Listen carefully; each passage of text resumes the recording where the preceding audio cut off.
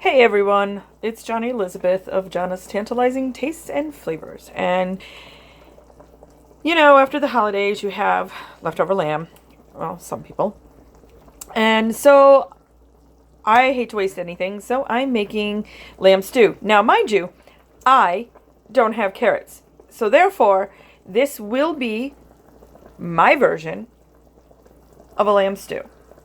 Kind of my creation. So hang on, guys, and I will get right with it. First off, we want to make our lamb stock. So I threw in the leg and all the leftover meat that I had. Boil it right down. Get it real good so that you can get the meat off the bone, and I mean the lamb will fall apart. So just let it cook down. I've been cooking this for about an hour. So this is what the broth looks like when it's been boiled down and you've cooked your meat in there. And so next you're going to remove the meat, remove the bone, and then I'm adding dried yellow peas, navy beans, and chickpeas. About a cup. Yeah, I'd say about a cup each. So here is my stew. I'm going to add, I love the inside of the celery, so I'm going to add all of this actually, which is about about 6 stalks with the inside. 2 onions. I'm going to add 6 potatoes. You could add more, less, however. And I've got 4 cloves of garlic. Then I have my dried yellow peas, my chickpeas, and my navy beans.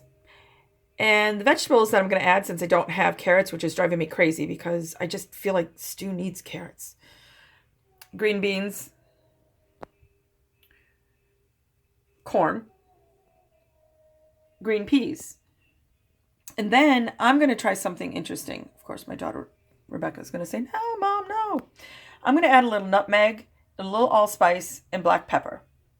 And then salt to taste. But I don't like to do the salt until after I've added all of this and let it cook. And we have our 3 cups of beans already into the stock. The stock's I made about, I want to say 4 cups of stock. If it starts to cook down, add a little bit of, a little bit of broth. If you need a little beef broth, works wonders. So we're going to let that simmer for 3 hours before we add any of this. We will add the spices so that the spices kind of cook into the legumes. So I also added a tablespoon of rosemary and a tablespoon of parsley and a 1/4 cup of paprika into my mixture. Okay, so I tore up all the meat off the bone and threw it all in here with the beans and the spices. Now, this is pretty good, but if it starts to cook down even more than this, I'll need to add 2 cups of beef broth to it. But we're going to cover it, simmer it for 3 hours. And so, while I'm waiting for that, I'm going to prepare the celery, the potatoes, the garlic, the onions, and all this stuff. The corn, the peas, and the beans. So I'll get all that prepared and ready so that when that is done, we add all these ingredients into the soup.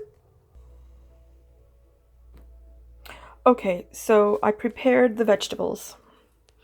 We have our green peas, our potatoes, our celery,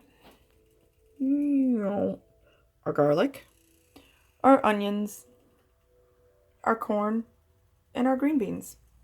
I like to slice the onions because I kind of like them sort of like stringy like, you know what I mean? So I just kind of cut them in half and then kind of sliced them big. And we just sliced up the celery, and please always use the tops. They add such great flavor to soups and stews. They're fantastic. I love to even saute with it. It's wonderful. So that's all ready. And we're just waiting another 2.5 hours, and we'll throw the ingredients in. Next, we want to make the roux, which is equal part butter and flour, and you stir till thickened and add it to the soup. And you stir in the roux until the lamb stew thickens, and this is what you have. And oh my, is it delicious. So enjoy.